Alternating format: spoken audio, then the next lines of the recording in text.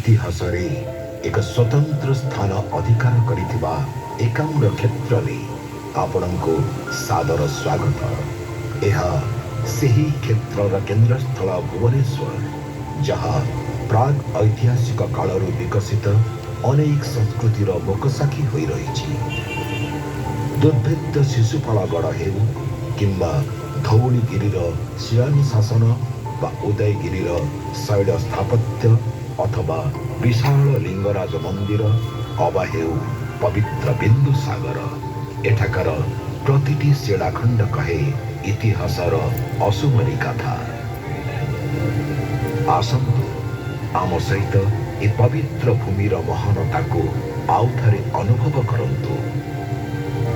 एकात्म चंद्रिका सोन्नाद्री महोदय और एकाम्र पुराण अनुजाई प्राचीन भुवनेश्वर एकाम्र क्षेत्र नाम ख्यात